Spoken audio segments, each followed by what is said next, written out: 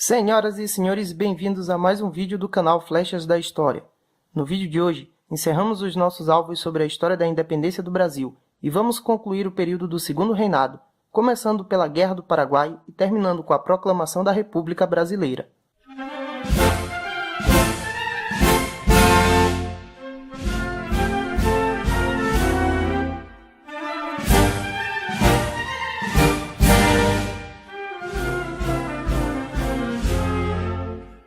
Durante os governos de José Francia e Carlos Lopes, entre os anos de 1811 a 1862, existiu um significativo progresso econômico no Paraguai, através da construção das estradas de ferros, sistemas telegráficos eficientes, fábricas de armas, entre outras medidas socioeconômicas. Diante desse cenário próspero, Solano Lopes, presidente do Paraguai a partir de 1862, inicia uma política expansionista, procurando ampliar o território paraguaio. O objetivo principal era obter uma saída ao Oceano Atlântico para a escoação da produção nacional, ameaçando conquistar terras do Uruguai, Argentina e Brasil. Em 1864, o governo paraguaio aprisionou o navio brasileiro Marquês de Olinda e invadiu o estado do Mato Grosso, levando o Brasil a declarar guerra ao Paraguai. Em 1865, é formada a Tríplice Aliança, união das forças brasileiras, argentinas e uruguaias contra o Paraguai. Após a união dos três países, a liderança do Brasil concedeu vitórias sucessivas, como na Batalha de Riachuelo, onde as forças paraguaias foram derrotadas. Com a indicação do Duque de Caxias no comando das tropas brasileiras, houveram uma sucessão de vitórias, tais como as batalhas de Humaitá, Itororó, Avaí, Lumas Valentinas e Angosturra. Solano Lopes foi morto em 1870, na Batalha de Cerro Corá, e a guerra finalmente terminou. Com o surto industrial e o crescimento da influência militar após a Guerra do Paraguai, o cenário político nacional começava a mudar a partir do ano de 1870. Após a guerra, vários soldados negros voltaram para o Brasil e passaram a engrossar o movimento abolicionista. Crescia no país clubes de debate que exigiam o fim da escravidão, sendo ajudados por países estrangeiros, como a Inglaterra, que exigiam o fim da escravidão em terras brasileiras. A posição da monarquia foi decretar leis que iam limitando a escravidão pelo país, mas evitando uma abolição definitiva de imediato. Dentre essas leis, temos a Lei do Ventre Livre, promulgada em 1871. Segundo ela, os filhos de escravas nascidos a partir daquela data seriam considerados livres, porém, ficariam sob os cuidados do senhor e trabalhando para este até os 21 anos de idade. A Lei dos Sexagenários, promulgada em 1885, libertava os escravos acima de 65 anos de idade e ficou conhecida como a Gargalhada Nacional, devido a poucos escravos chegarem a essa idade e ainda terem que trabalhar mais 3 anos para o senhor como forma de indenização. Finalmente, a Lei Áurea, promulgada em 1888, decretava no dia 13 de maio a libertação de todos os escravos no Brasil sem indenizar nenhum senhor de escravos. Estes, descontentes, passarão a engrossar o movimento republicano nacional e serem chamados de republicanos de 13 de maio ou republicanos tardios. No Brasil, existia um sistema no qual o imperador podia nomear bispos para as dioceses nacionais, subordinando a Igreja ao Estado, fazendo a religião oficial do país ser o cristianismo católico romano.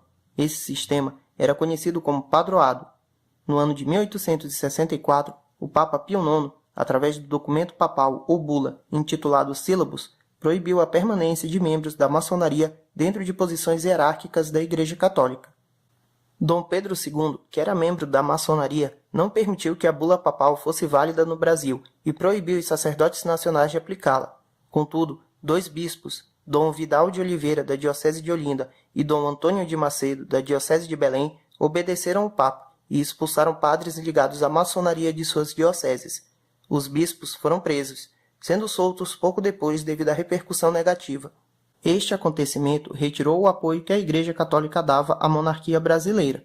Com o fim da Guerra do Paraguai, o exército passou a cobrar do Império mais participação na política nacional.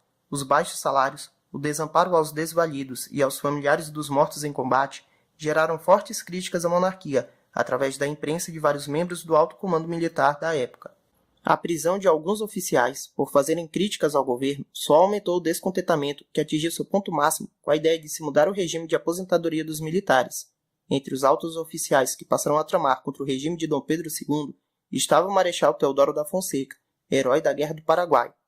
No ano de 1870, teve início o movimento republicano no Brasil através da criação do Clube Republicano do jornal A República e o lançamento do Manifesto Republicano. Este partido possuía duas correntes, os evolucionistas, comandados por Quintino Bocaiúva e que defendiam ações pacíficas para atingir seus objetivos, e os revolucionários, sob a liderança de Silva Jardim, que defendiam a revolução e a participação popular. No ano de 1888, um novo gabinete fora nomeado, e o primeiro-ministro indicado foi Afonso Celso de Oliveira Figueiredo, o Visconde de Ouro Preto.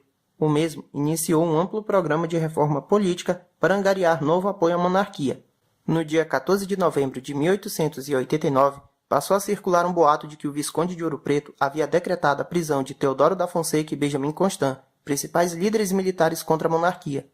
Diante disso, na madrugada do dia 15, o Marechal Teodoro da Fonseca assumiu o comando dos rebeldes e marchou em direção ao centro da cidade. Na tarde de 15 de novembro de 1889, na Câmara Municipal do Rio de Janeiro, José do Patrocínio, apoiado pelos militares, declarava a proclamação da República. Sem o apoio de grandes aliados e temendo o início de uma guerra civil no Brasil, Dom Pedro II não reage ao movimento e decide deixar o país. No dia 18 de novembro, a família imperial brasileira viajou para a Europa. Assim terminava o Império do Brasil e se iniciava a República Brasileira com o Marechal Teodoro da Fonseca assumindo de forma provisória o cargo de primeiro presidente do Brasil. Senhoras e senhores, este foi nosso vídeo de hoje sobre o fim do segundo reinado do Brasil.